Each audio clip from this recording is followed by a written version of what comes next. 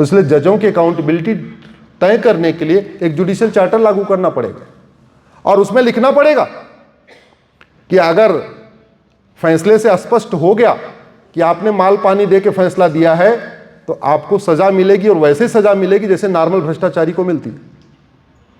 दुर्भाग्य देखिए, नोटों का बोरा मिल गया, अभी तक एफआईआर नहीं हुई है।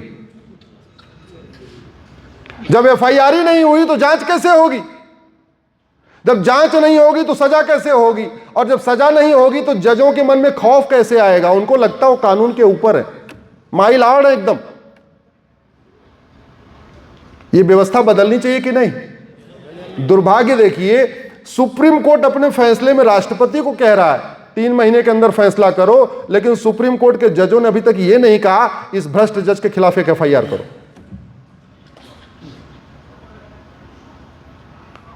आवाज उठाइए। इसीलिए कहता हूं 5-5 हजार फेसबुक फ्रेंड बनाइए, सांसदों से मिलिए, विधायकों से मिलिए, अपने सोशल मीडिया का उपयोग राष्ट्रहित की समस्या, उसका मूल कारण, उसका स्थायी समाधान लिखने के लिए करिए।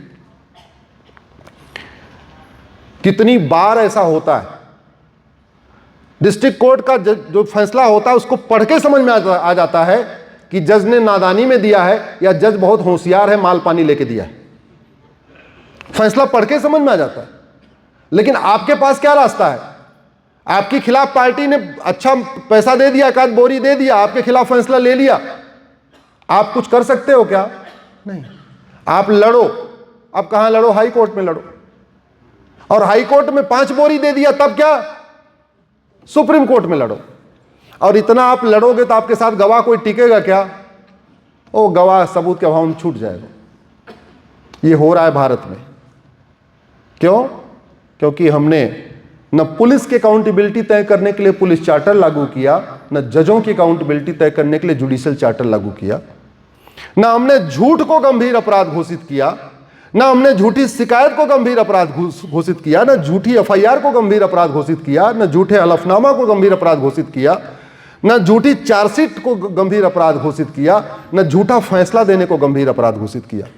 तो पुलिस भी बेलगाम और जजेस भी बेलगाम।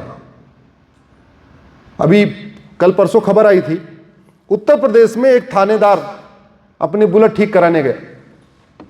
ठीक कराने के बाद उस गरीब आदमी ने बोला साहब पैसे दे दो। उसके ऊपर इतनी धारा लगा दिया कि 25 साल के बाद बेचारा वो बेगुनाह साबित हुआ है। क्या गलती थी? अरे बुलेट ठीक किया था, पैसे मांग रहा था। यह दिमाग 7वें आसमान पे क्यों है? क्योंकि 1861 का पुलिस एक्ट चल रहा है, जो अंग्रेजों वाला कानून चल रहा है। वही कानून चल रहा है जिस कानून का उपयोग करके जलियांवाला बाग में नरसंहार हुआ था। वही कानून चल रहा था जिस कानून का उपयोग करके वीर सावरकर को काला पानी दिया गया था। वही कानून चल रहा है जो अंग्रेजों ने भारत को गुलाम बनाने के लिए बनाया था। चूंकि कानून वही चल रहा है, अंतर यह हुआ जो पुलिस पहले अंग्रेजों के इशारे पर नाचती थी, अब वो सत्ता के इशारे पर नाचती है। सत्ता चाहे आतंकवादियों का मुकदमा वापस ले ले। उत्तर प्रदेश में हो रहा था, सपा की सरकार में आतंकवादियों का मुकदमा वापस हो रहा था। ऐसा ही कानून चाहिए क्या हमें? और हम बात करते हैं हम तो सिंगापुर को टक्कर देंगे, अमेरिका को टक्कर देंगे, किसको किसको टक्कर देंगे। भय बिन होए न प्रीत, सठे साठम समाचरित, लोहा लोहे को काटता है। भारत में कानून का राज है, तो कानून अच्छा होगा तो राज अच्छा होगा, और कानून घटिया होगा तो राज घटिया होगा। और डॉक्टर बदलने से बीमारी ठीक नहीं होती, याद रखिएगा। हॉस्पिटल बहुत अच्छी हो और डॉक्टर अच्छे ना हो, बीमारी ठीक होगी क्या? जोर से बोलिए जरा। नहीं। हॉस्पिटल अच्छी हो, डॉक्टर भी अच्छे हो, दवाई गड़बड़ हो, बीमारी ठीक होगी क्या? नहीं। हॉस्पिटल भी अच्छा, डॉक्टर भी अच्छा, दवाई भी अच्छी, लेकिन दवाई टाइम पे नहीं दिया तो बीमारी अच्छी ठीक होगी क्या? अच्छा, डॉक्टर भी अच्छे, लेकिन हड्डी वाला डॉक्टर आंख का इलाज कर रहा है, आंख वाला डॉक्टर पैर का इलाज कर रहा है, गले वाला डॉक्टर जो पेट का ऑपरेशन कर रहा है, आदमी मरेगा या जिंदा रहेगा? भारत में यही तो हो रहा है। मंत्री बनाते समय क्या देखा जाता है? किस कास्ट का है, मंत्री बनाते समय ये नहीं देखा जाता कि जिसको हम शिक्षा मंत्री बना रहे हैं ये शिक्षक बनने लायक है कि नहीं, टीटी क्वालिफाई करने लायक है कि नहीं। अभी इसके पहले बिहार में कानून मंत्री बना, जब कानून मंत्री शपथ लेने को हुई तो बेचारा शपथ ही लेने नहीं आया। क्यों? क्योंकि कोर्ट ने उसके खिलाफ नॉन अवेलेबल वारंट घोषित डिक्लेयर कर रखा था। वो भगोड़ा था, पुलिस उसको ढूंढ रही थी और उस कानून मंत्री उसको डिक्लेयर कर दिया। फिर बाद में उसको पुलिस पकड़ के लाई, बोले शपथ ले लो। जिस पुलिस को पकड़ के उसको जेल में डालना था वो पुलिस उसको पकड़ के लाई, बोली साहब शपथ ले लो, आज से आप माननीय हो, सलाम। ऐसे भारत महान बनेगा क्या? ऐसे नहीं बनेगा। महान भारत तो तभी बनेगा जब, मैंने कहा ना, आंखों का डॉक्टर आंखों का इलाज करे, कान वाला कान का इलाज करे, किडनी वाला किडनी का इलाज करे, हड्डी वाला हड्डी का इलाज करे। जब तक उस पर चर्चा नहीं हो रही। भारत में मुकदमा लंबा चलने के कारण फर्जी डॉक्यूमेंट बनाना कोई अपराध ही नहीं है। मथुरा में विद्या देवी 30 साल तक लड़ती रही कि मैं जिंदा हूं, जिंदा हूं, जिंदा हूं। क्यों? उनके पड़ोसियों ने उनको कागज में मार दिया था।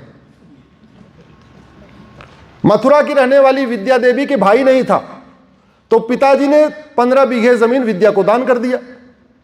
विद्या की शादी हो गई अलीगढ़ में। शादी के बाद चली गई, पड़ोसियों ने क्या किया? अच्छा, विद्या देवी की मां 77 में मर गई, 75 में मर गई। विद्या देवी की मां विद्या देवी को 15 बीघे जमीन देने के बाद 75 में मर गई। ध्यान से समझिए, बड़ा इंटरेस्टिंग केस है। 95 यानी मरने के 20 साल के बाद उनके पड़ोसियों ने विद्या देवी को जिंदा कर दिया, उनकी मां को जिंदा कर दिया। विद्या की मां कब मरी थी? 75 में। पड़ोसियों ने, लेखपाल, पटवारी, तहसीलदार, कानूनगो ने मिलके जिंदा कर दिया उनको 95 में। और 95 में जिंदा किया और विद्या देवी जो 2025 में मरी हैं, इनको 95 में मार दिया। समझ रहे हैं आप?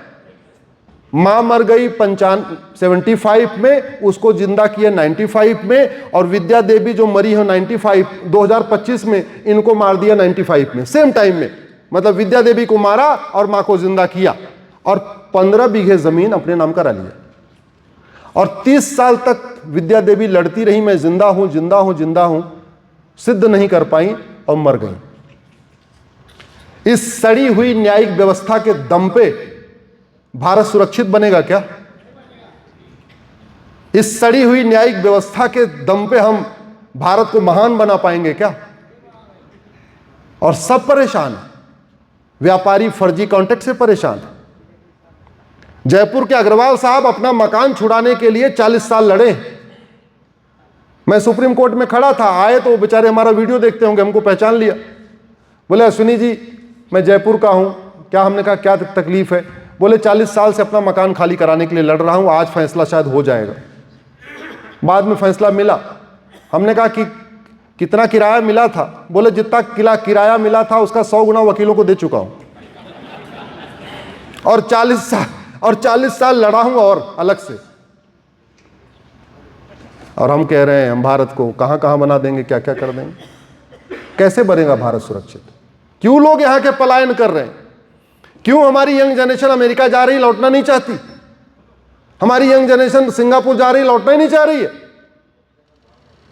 क्योंकि सबको सुरक्षा चाहिए, सबको मानसिक शांति चाहिए। भारत में अगर जुडिशियल सिस्टम ठीक हो जाए, कानून का खौफ पैदा हो जाए, तो बाहर से एफडीआई लाने की जरूरत नहीं है। यहीं के व्यापारी 2% जीडीपी बढ़ा देंगे, यहीं की जीडीपी 2% बढ़ा देंगे। ये जो इंस्पेक्टर राज चल रहा है, जो लूट चल रही है, जो लाइसेंस देने के नाम पे जो दुनिया भर का ड्रामा चल रहा है, आराम से 2% जीडीपी बढ़ सकती है। लेकिन बढ़ेगी तब जब आप डिमांड करेंगे, आप लिखना शुरू करेंगे, कुछ सांसद इसको संसद में उठाएंगे, कुछ विधायक इसको विधानसभा में उठाएंगे, कुछ जज इसको सुप्रीम कोर्ट में बोलना शुरू करेंगे, तब होगी। लेकिन उधर तो कुछ हो ही नहीं रहा। न खबर पालिका इसको कभी डिबेट करती है ऐसे विषयों पे, न न्यायपालिका में इस पे चर्चा होती है, न विधायिका में चर्चा होती है। संसद विधानसभा में शेरो शायरी ज्यादा होती है, कविता पाठ ज्यादा होता है। आदमी परेशान किस चीज से, उससे नहीं चलता।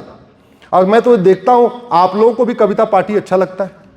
वो फलाने वाले ने क्या डायलॉग मारा, वो फलाने नेता ने क्या शायरी पढ़ी, वो फलाने वाले, मतलब आपको भी तू मैं अच्छा लगता है, आपको भी आरोप प्रत्यारोप अच्छा लगता है, आपको नूरा कुश्ती अच्छी लगती है, आपको बतौलेबाजी अच्छी लगती है, आपको तू चोर मैं सिपाही वाला खेल अच्छा लगता है। तो जो आपको अच्छा लगता है वो सप्लाई हो रहा है। डेमोक्रेसी में जो डिमांड होती है वो सप्लाई होती है। जौनपुर जिले में एक केस चल रहा है 10 बीघे जमीन का, 1985 से 40 साल बीत चुके हैं। अभी तक ये नहीं तय हो पाया कि 2 वसीयत में से कौन सी वसीयत असली है, कौन सी वसीयत नकली है। नार्को पॉलीग्राफ ब्रेन मैपिंग कानून होता, हर जिले में narco polygraph brain mapping lab होती, एक दिन में पता चल जाता किसकी वसीयत असली है, किसकी वसीयत नकली है। झूठा आधार बन रहा है 2-2 हजार रुपए में। क्यों? झूठा आधार बनवाना और झूठा आधार बनाना गंभीर अपराध नहीं है। 2000 रुपए में राशन कार्ड बन जा रहा है। क्यों? फर्जी राशन कार्ड बनाना, फर्जी राशन कार्ड बनवाना गंभीर अपराध नहीं है। 3 से 4 हजार रुपए में घर बैठे ड्राइविंग लाइसेंस मिल जा रहा है। क्यों? फर्जी ड्राइविंग लाइसेंस बनाना, फर्जी ड्राइविंग लाइसेंस बनवाना गंभीर अपराध नहीं। और ये जो भ्रष्टाचार है, ये जो सड़ी हुई न्यायिक व्यवस्था है, इसका राष्ट्रीय सुरक्षा से सीधा संबंध है। यहां 6 करोड़ घुसपैठिए इसलिए आ गए क्योंकि यहां घुसपैठ वाला कानून ही सड़ा हुआ है। यहां 6 करोड़ घुसपैठिए इसलिए आ गए, बॉर्डर पे 2000 रुपए दे के आते हैं, अंदर 2000 में आधार बनवाते हैं, 2000 में कॉमन सर्विस सेंटर वाला 2000 में आधार बना देता है, नगर निगम का दलाल 2000 रुपए में उनको बर्थ सर्टिफिकेट बना के दे देता है, तहसील वाला दलाल 2000 रुपए में उनको राशन कार्ड बना के दे देता है, आरटीओ ऑफिस वाला दलाल 3 से 4 हजार रुपए में उनको ड्राइविंग लाइसेंस बना के देता है। और जब 4 डॉक्यूमेंट बन जाते हैं तो कोई पार्षद प्रधान का चुनाव लड़ने वाला उनका वोटर आईडी में नाम जुड़वा देता है। 15,000 रुपए में बांग्लादेशी रोहिंग्या क्या बन गए? भारतीय। 1 साल में 5 लाख रुपए का फायदा उठा लेते हैं। चूंकि बांग्लादेशी रोहिंग्या है, उनका जो कार्ड भी बनता है वो गरीबी रेखा से नीचे वाला है, तो प्रधानमंत्री जो मुफ्त वाला मकान है उसके पात्र बन जाते हैं। जनधन खाता में अपना अकाउंट खोल लेते हैं, हर महीने किसान सम्मान निधि लेना शुरू कर देते हैं, मुद्रा लोन लेना शुरू कर दिया, सारा कारोबार। तो हमारा कानून घुसपैठ को बढ़ा रहा है, हमारी न्यायिक व्यवस्था घुसपैठ को बढ़ा रही है, घुसपैठियों को भगा रही। जोर से बोलिए जरा। बढ़ा रही, घुसपैठ को प्रमोट कर रही। रुकेगा कैसे? आवाज उठाना पड़ेगा। मैंने पहले कहा था, डॉक्टर बदलने से बीमारी ठीक नहीं होती। आप सब लोगों ने बहुत मेहनत किया, हम सब ने बहुत मेहनत किया, डॉक्टर बदल गया, क्या हुआ? महाराष्ट्र से घुसपैठिए भागना शुरू हो गए क्या? जोर से बोलिए जरा। महाराष्ट्र में लव जिहाद बंद हो गया क्या?